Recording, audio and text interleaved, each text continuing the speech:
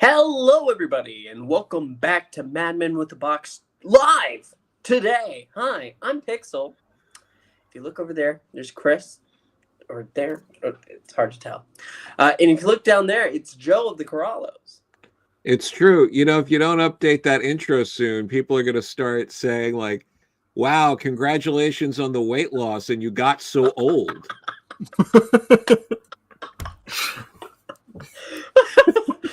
We already had a comment that said, wow, Jimmy looks a lot more like Joe Corallo now. It's true. It's true. Oh, God. The thing is, like, then the implication is that Jimmy regenerated into me, and I don't like that at all. Would you accept bi regeneration though? So you're two separate. That's more palpable, sure. It's that's what I have to pick from. That's the choice. Jimmy fat jokes. That's Joe's go-to. I won't because I have class. I stay with the Jimmy's just not here jokes. Joe goes for the jugular. He's the one who says Jimmy's not here. Joe's the one who said, "Wow, it's hard to miss him." No, it's true. Well, you know, the other thing is going for the jugular is more of a feat. There's a lot more research has to go into finding that. So we're here today to talk about later the Marian Conspiracy, the Sixth Doctor, his first adventure after the Sirens of Time, I believe. So that's second. Second? What was the yeah, first? there was one with Perry first. Yeah. I'm blanking on what it is, but yeah. You sure? Technically, if we're going like weird chronologically, it is after Sirens of Time because he's by himself. Yeah. But it's the second solo release. It's the second release. It's the Sixth Doctor's second release. That's what I meant. Because there's one before with Perry. Okay. Oh. Yeah, clearly not as memorable, but oops. Happens. Okay. Yeah, but before that, we actually do have the tiniest bit of news. We're going to go into it. But before that, we have Connor from the 50% Doctor Who podcast. I forgot. Connor, do you still have that Oscar thing going on? Because the boys over at 50% Doctor Who podcast are running their own Doctor Who Oscars for New Who, celebrating 20 years because this is the anniversary year of the revival. So they're doing their own whole like Oscar thing. Vote now. I need Sleep No More to win. Sleep No More. Sleep No More's gotta win. It's gotta win. I'm gonna get Al Pacino up there, and he's gonna be like, I think it's Sleep No More. My eyes are seeing Sleep No More. You're filming it tonight? Awesome. Yes. Hell yeah. I put all my money on Sportsbet, okay, for Sleep No More. So where can I vote on this? Where? If you go onto their YouTube channel? Twitter, they have one of their podcasts. They do mention it. I assume it's also linked in that video. But if you go into the 50% Doctor Who podcast Twitter page, they should be on there because I voted. Let me see if I can pull it up. Sleep no more. You know, votes are closed. So too late, Pixel. You could have helped in my agenda, and you were just too late. Now I'm gonna lose. I already bet 50 grand on Sleep No More. I'm never going to financially recover unless everyone else voted for it too. So, and then I win. This is how I win. This is how I win. It's sad. But to answer Connor's earlier question, he asked, guess, answer me this, is Doctor Who cancelled? Who knows? No. Well, no, it's not, because look, if we stop his travels, he'll be in a mess. And none of us want that. Nice. And now We'll have another Wilderness Years, Virgin New Adventures, Electric Boogaloo. We're waiting. Have some more questionable Doctor Who moments in those novels. We don't need to ask how long until Series 3. We just need Series 2 to actually show up. And it's Bring almost them back there. now. We won't take less. It's really weird. It's really weird. And, you know, if you go on Doctor Who Twitter, you see a bunch of people talking about it. We're less than a month away. And they're not talking about it. And they're not talking about Doctor Who really at all. The last thing they talked about was announcing a guest star for the series. And then that's it. It's weird. Like I've been saying, the marketing for Doctor Who of this current era is bizarre. It's like they don't want to do the work. It's like, here's the trailer. Remember that. Well, that's all right then.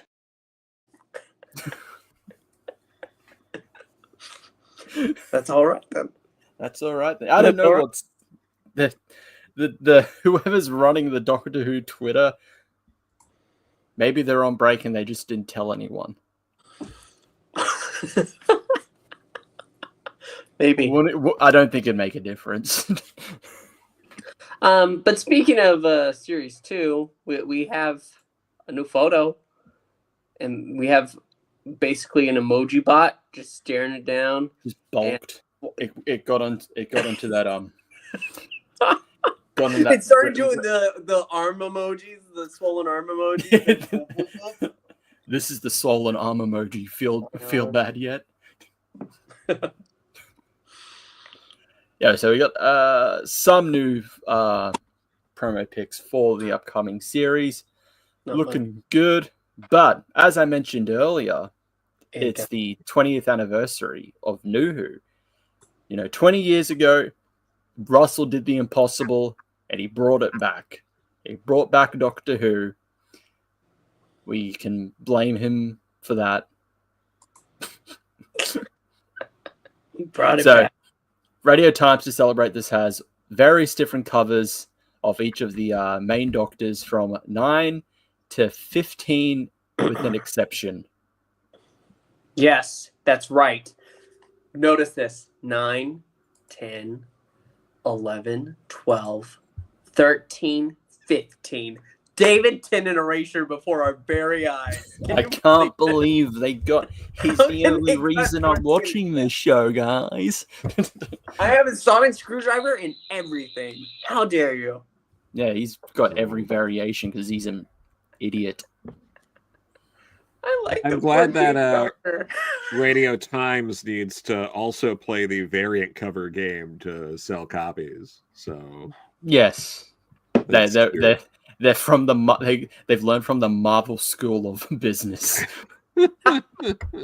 Which, to be fair, it's like, okay, where's the War Doctor one? Where's the Fugitive Doctor one? Yeah, that's right. So they haven't learned well enough. So there should be 14.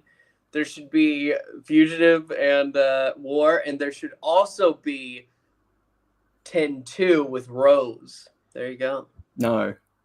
Yeah, that's right. We need it all out of you, Sean. Yeah, sure. And we're gonna resell all of that. Then we're gonna reboot it with a new number one. Then we've learned from the Marvel School of Business. Can we? All new, all different. All new, all different Doctor Who. Somehow all the same. No, like this time it's okay, let's see. What, in terms of popularity, what would be the equivalent to, like, in Doctor Who, X-Men and then Inhumans? So if we said, like, the Daleks are the X-Men, they're the popular one, who are we replacing? Who are we trying to replace as the new group, the new popular group? Who would be the Inhumans in this instance? It's the Toclafane, everybody. Oh God! I mean, very fitting when they was supposed to. That's what they were designed for. And you know what? I actually really like the Toclafane. I do too. Humans. So there's the problem. It needs to be something I hate. While we wonder, hello, Ashan in the chat. Yeah, who would be the equivalent? And then we can push them, and then we realize no one likes that, and we just bring the Daleks back. The Kerblam bot. I love the Kabang guy. Who likes that? Was it the Tractators from Frontios? Just go all in on Please. Tractators. Go all in there. Everyone loves them now. They're the big new villains now. The Daleks are just off to the side. Yep, just all in on Tractators. Come on, you can do it. Here come the mechanoids, everybody. Here come the mechanoids. Goodbye, Daleks. Hey, Sean says You're the done. Naimon. The Naimon. God, man, Horns of Naimon sucks. Honestly, I wouldn't mind if we got more of those Rutons. We really only got them in Horror of Fang Rock, right? And they've been at like war with the Centaurans for so long. Like, fuck, guys, come on. But Big Finish has released. Yeah, that's true. But the only time they've been in New Who was the old PC games. I'm like, okay. I'm surprised they haven't brought them back. All right. Yeah. One last big piece of news. You can now purchase the War Games in color for Blu-ray and in a steelbox. And that steelbox is sexy. Yeah, the steelbook looks amazing. That's the one I ordered when they first announced it. So I'm like, hell yeah, I'm getting that one. That standard cover, though, doesn't look good. Really? Like, I don't like the standard covers. This one's fine. It's better than the Daleks in color one, which was literally just let's Photoshop some Daleks into the TARDIS for some reason. Which then I found out here in Australia we have a different cover. The cover for the Daleks in color is just that shot of Dr. Ian and Susan being cornered by the Daleks. That's just the cover. I'm just like, I guess it's better, but that's literally just a screen grab from the episode. This, it's slightly better, but I still think... Oh, the steelbook. They don't... No, the steelbooks are always going to look better. Like, they're going to put so much effort into those steelbooks. But whoever does the standard covers for, like, any of the Doctor Who releases, like, recently, they just don't care. A lot of them are really not that good. Like how the one for Series 14 is literally just the promo image of Shooty. So it's like they don't really care when it comes to the standard releases. That's why I always go for the steelbooks, because the steelbooks are just going to have a better design. Just like off bat, they're always just going to have the better looking design. The standard ones are just But I think that's part of the appeal, because that's the whole thing. Like, if you buy the DVD so you own it, fine, that's a cheaper alternative. But the steelbook is what's supposed to be like, oh, here's my Criterion copy of here's my Criterion copy of Eraserhead. Pardon me. Died a little bit there. But I think it's funny, like, if you click on the nice looking set of extras. There's all these extras, and then apparently there's a extended version of this colorization with 6 extra minutes. And I'm like, what are those 6 extra minutes that you decided? Oh, when we're condensing this to about 90 something minutes, we cut it, but we'll just throw it back in for like an extended version. Like, what's the 6 minutes? The world may never know. That's like with like with Nosferatu, there's an extended version which is like what 3 minutes more. That's right. I had to decide. And I'm like, I like Nosferatu, but I don't know what that 3 minutes could be and why it would warrant needing an extended version. It's just 3 more minutes of nasty corpse action. I thought you were going to say it's just 3 minutes of Ken Orlock going, Bone solid. Crazy style. Talk to.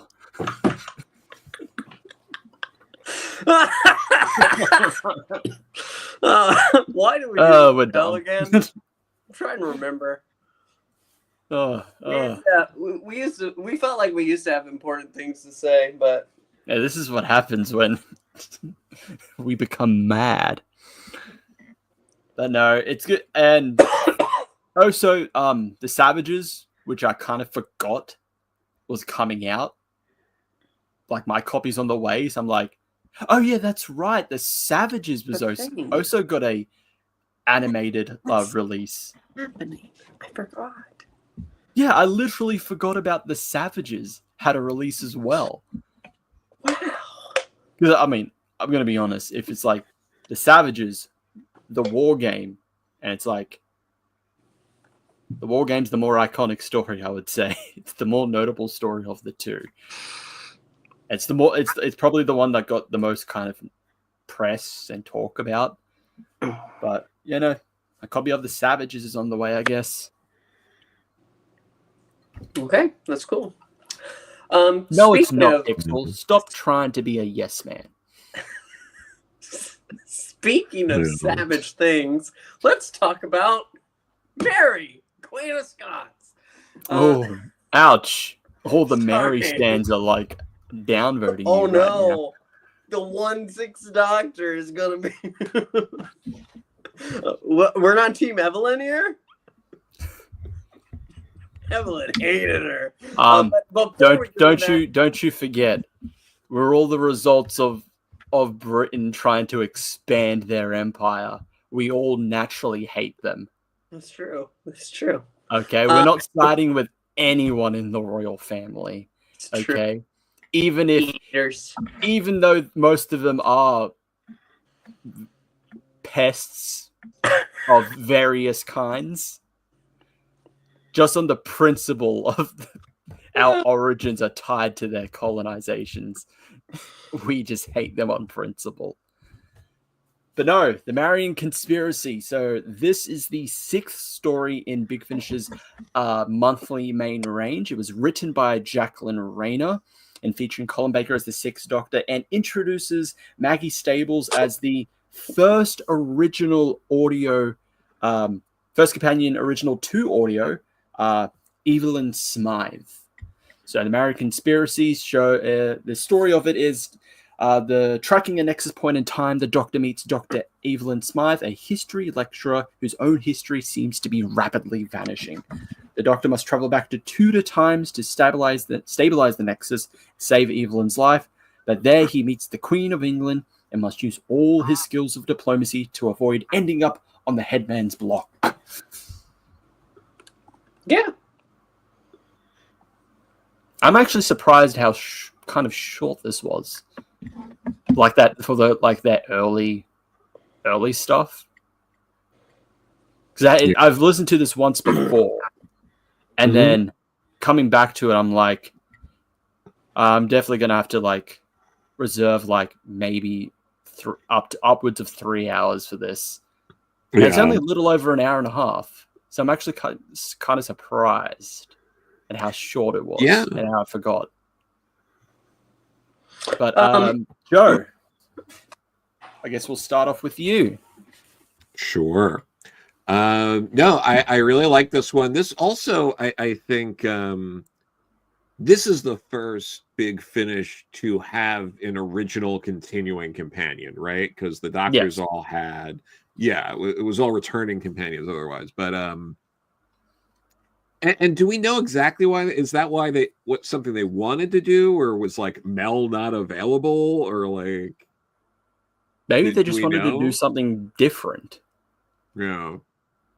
Because from trial to time of the Rani, there's so much you could do with the 6th Doctor. Yeah. And it's okay, considering that the weird history of him meeting Mel, there could be gaps where he's just by himself before he meets Mel. So we could do anything. Yeah, and this one,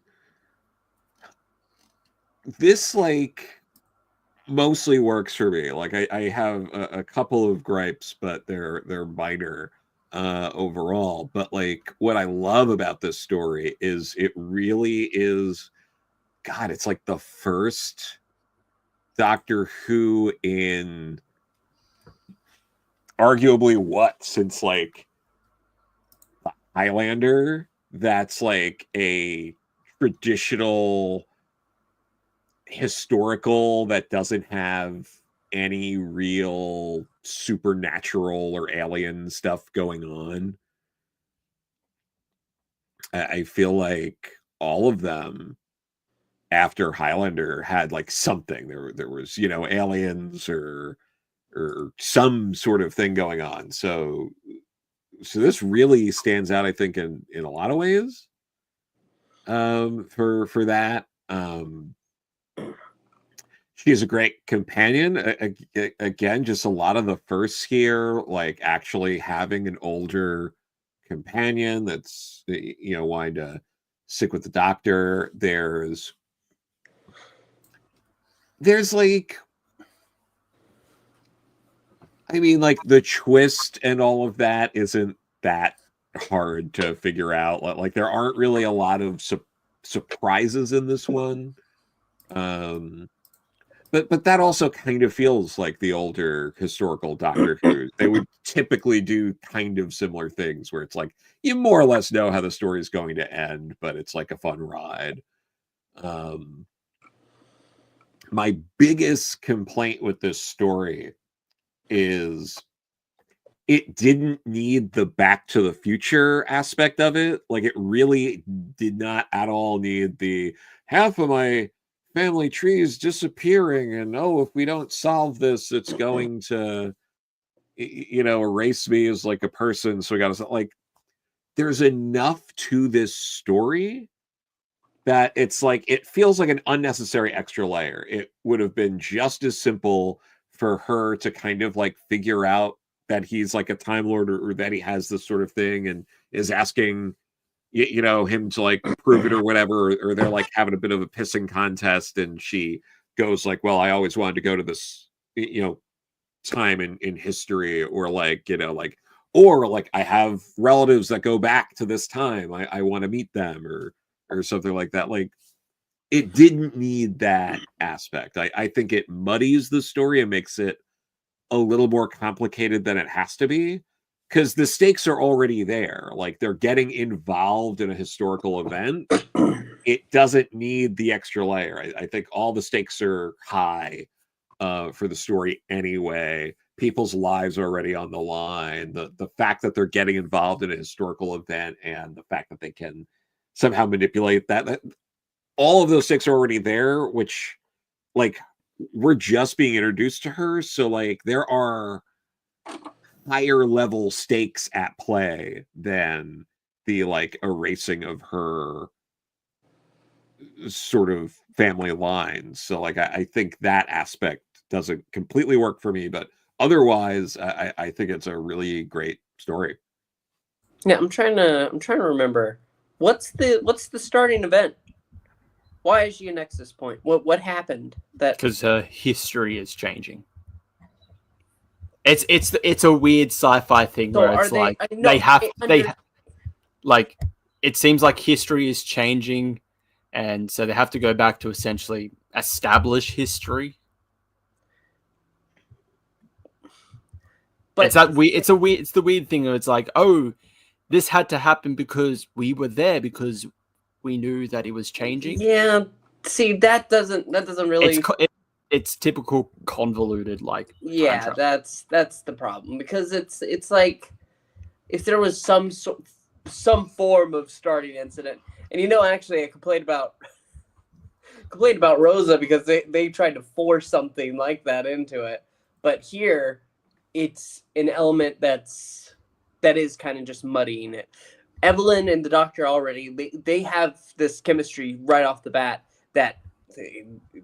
Evelyn says something, goes ahead and sparks it. Well, I can go back there and check myself. Maybe an argument about Mary, because she's very anti-Mary.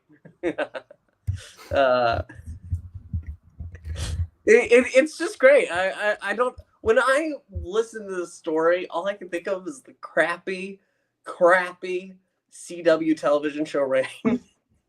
Yeah. That's kind of yeah. kind of pointless saying crappy and CW. Superman and Lois was on the CW.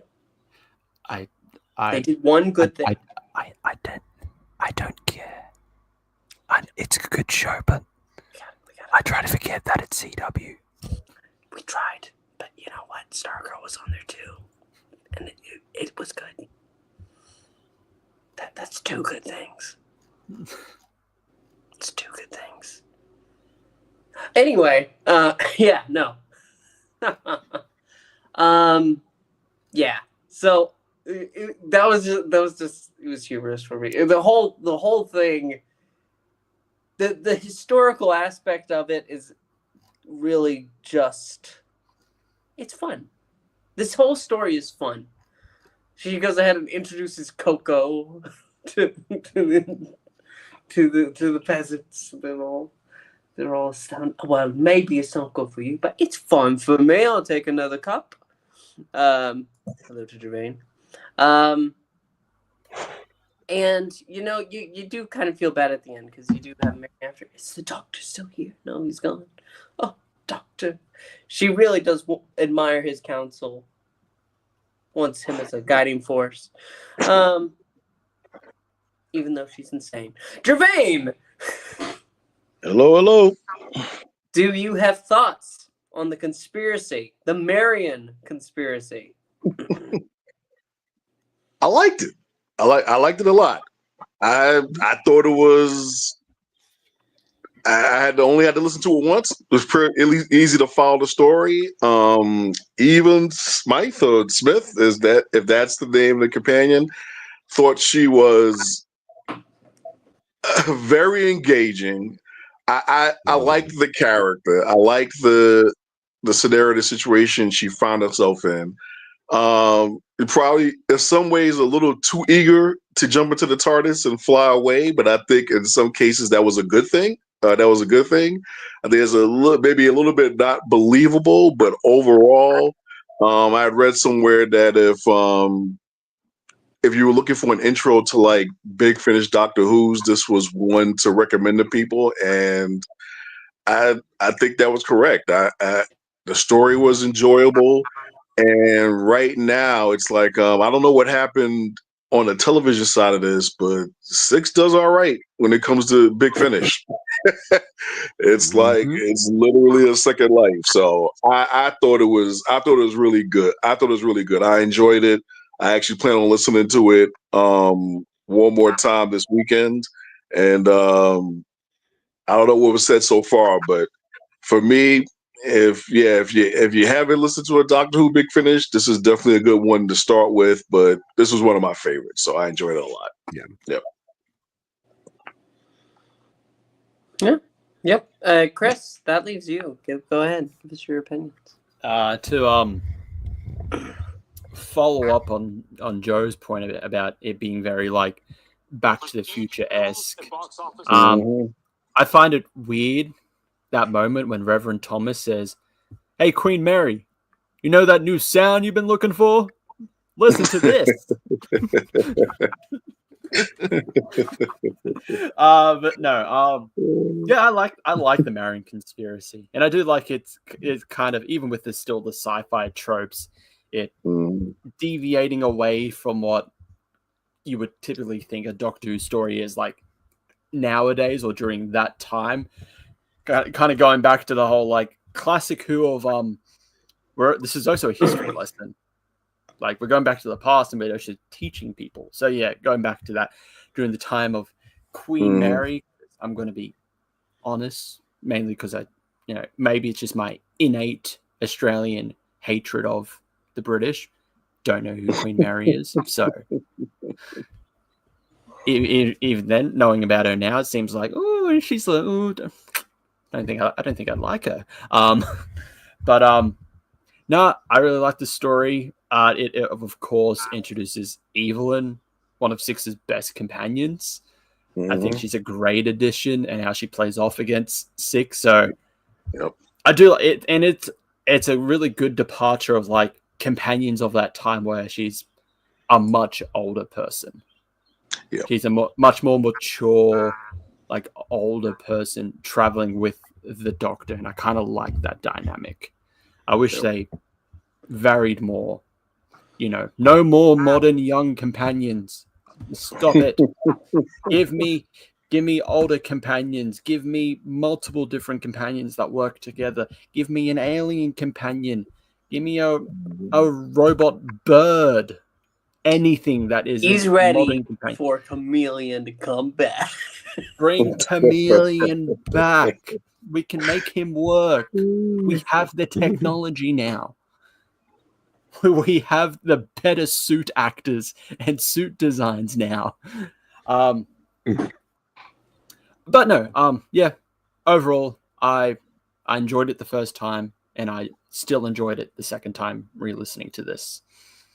It's good. And yeah, I agree. I think this is definitely like, if you wanted to get into Big Finish, I think this is like probably one of the best intros, especially if you wanted to get into Sixth Doctor Big Finish, because it's like, yeah, this is kind of like his start of like, he's definitely getting his redemption. He's getting the better stories, and then you get a really good companion to work off him as well. On to ratings, I guess. Yeah. Mr. Pixel, who isn't a professor. Oh, this is a really solid story. I really do enjoy it. I forgot how much I enjoyed it. Because it was between this and another one, and I hadn't done the other one, so I was like, well, I really want to do that. But getting to listen to this again reminded me how much I enjoyed it. Let's go ahead and go. Let's go 8. 8. I think 8 is a fair number. Okay, Gevain. Yeah, I'm with Pixel. This is definitely a solid 8. And to kind of piggyback over what Chris said in terms of Evelyn as a companion, she was a breath of fresh air, and he's right. I would probably say with this Big Finish, this is probably it was probably in some ways precursor, or at least something that was giving you a hint of what was going to work with Modern Who, because it has a lot of that energy from the early days. I don't say early days, but it reminds me on some levels of like, it had a very feel like Fires of Pompeii to it, but it was just all around, it was just a great story. One thing I forgot to mention is I love the budding relationship between Evelyn and the William character, and it was corny, it was earnest, but it worked, and it paid off. It paid off nicely for something that kind of really been a corny kind of a Who story. It just pulls it off really well. So definitely an 8. I mean, you know what? I'll give it an 8.5. Yeah, I liked it that much. Alrighty, Joe. No, I really like this one. I'm gonna go with an 8. You know, I think it's a really great story. It's solid Big Finish. Like later stories, the audio is a little better, I think, and some different things. But no, this is it's a great story. It's a great Sixth Doctor story. He is really very early on in Big Finish coming off as the Doctor he should have been playing the first time around. He has got that like warmth. Or how they intended to him eventually becoming. Because that was the original plan. It's like, okay, he starts off as like, oh, this isn't the Doctor. I don't know if we're gonna like him. Evil. He's strangling his companions, and he's kind of an a-hole. Like, this is our hero, but then he's supposed to soften. You kind of get a little bit of that with Trials, and then if they had a proper third season, it's like, okay, now this is the Doctor. He's a bit more likable. Yeah. And someone who can challenge him, like Mel could challenge him. Carrot juice! But this feels in a much more lovable way. Yep. Sorry, Joe, you were still talking. No. But yeah, I mean, it's great. And yeah, Holy Terror was another good one. But I mean, a lot of his big finishes, he's probably, I don't know, he might be the best classic era Doctor in the Big Finish era. Amen. Yep. It's funny how that happens because I don't know if I agree with it, but he's more or less considered by so many to be like the worst of the classic Doctors, but like the original run, which I don't think is entirely fair. But Big Finish wise, it's crazy. I'm a big fan of some of the like Peter Davison, Sylvester McCoy stuff, some of the like Tom Baker stuff, but like I think it's hands down Colin Baker in the Big Finish classic era. No. Yeah. For me, I think I'm in agreement here as well. 8 out of 10 for Marian Conspiracy. I think, yep.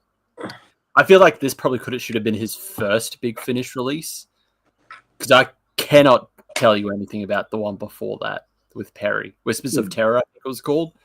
I can't remember if I've listened to that or not, but I feel like Marian Conspiracy probably should have been the first one. Because I think it's a very solid intro, especially with our new companion. 8 out of 10. And Ashan says 9 out of 10 for them. No. There you go. All right. It's a really good one. It's definitely a recommend to, like, if you haven't listened to 6 and Big Finish, this is like one of them. This is definitely one of them. I'd say a lot of this is also kind of the same with 5, 7, and 8. A lot of their early stuff is like really good. I think that's when they weren't really constrained by, I don't know, what's BBC going to say? Can we still keep the license? BBC, what are you doing? Yeah. Which isn't to discredit their later stuff, but I think a lot of the early stuff really cemented them as like, yeah, we're continuing Doctor Who. Yeah, they were really pumped. They pump out so much at this point. Like it was coming out at a little slower pace in terms of just like the amount of spin-off series that they later started doing. Yeah, really bloated the line. Yeah. But Fearmonger too, like that, it might be my favorite Sylvester McCoy Big Finish story. It's a really good one. I've yet to.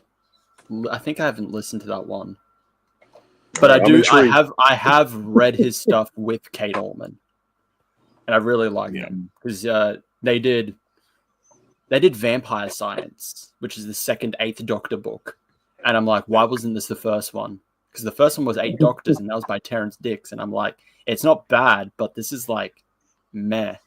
Then Vampire Science came along. I'm like, yeah, I can see why this is one of those books where it's like hard to find and it costs a lot. It's really good. But I've heard Fearmonger is good as well. Fearmonger is just Sylvester McCoy and Sophie Allred just like sliding right back into those roles. It was Jacqueline Pierce. I love Blake 7, so like getting someone like Jacqueline Pierce as the villain is just phenomenal. You know, it's also redemption for her from 2 Doctors. So why is it that the Big Finish Doctors do better, or at least seem to come off better than the TV incarnations of them?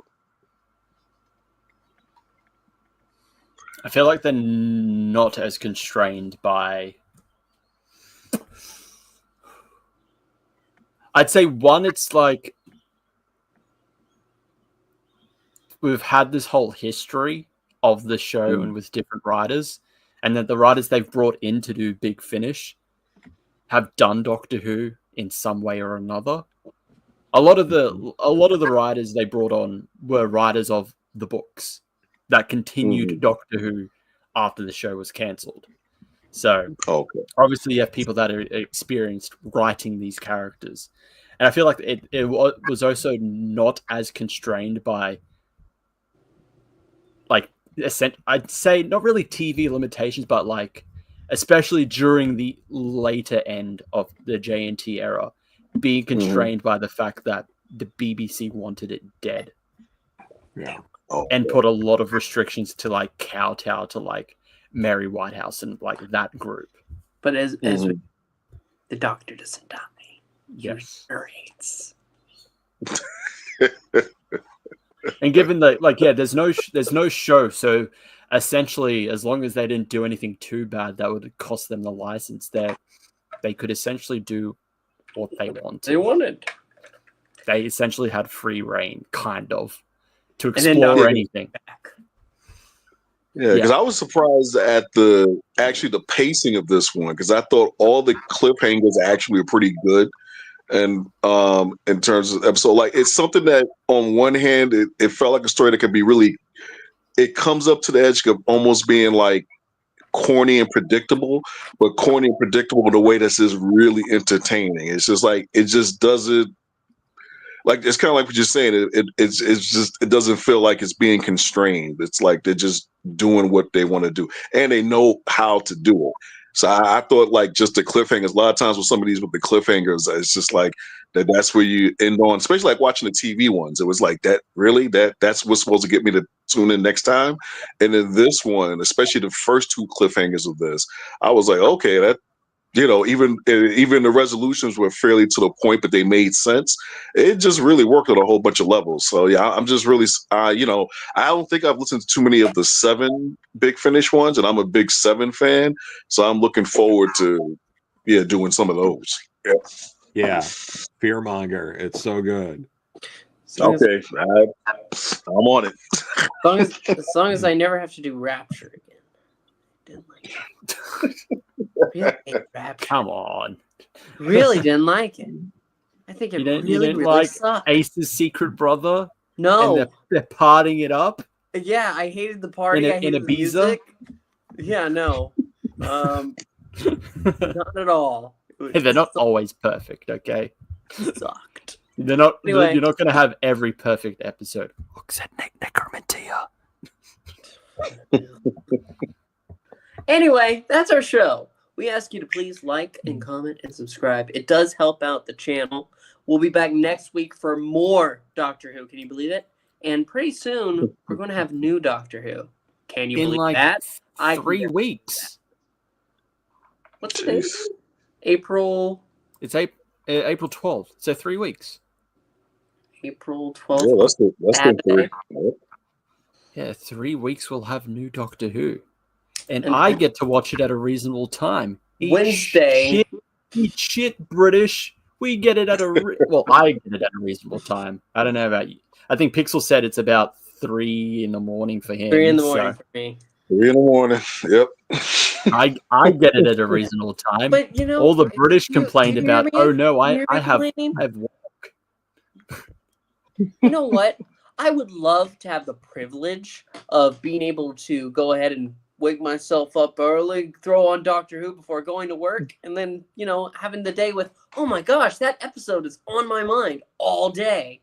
But okay. Anyway. So yeah, April 16th, we'll be back to review new Doctor Who. But join us next week anyway for a review of something that already exists. We're taking a break now until New Who comes back. This is it. We're done. We're pulling a Doctor Who Twitter profile. Radio silence. It's the best way to handle things. It's the best RTD marketing. said so. It's the best marketing ploy. In all honesty, though, it's been better since you shut up a little bit.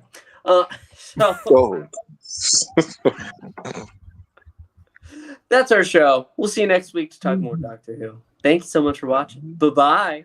Bye-bye. Alonzi. Don't you dare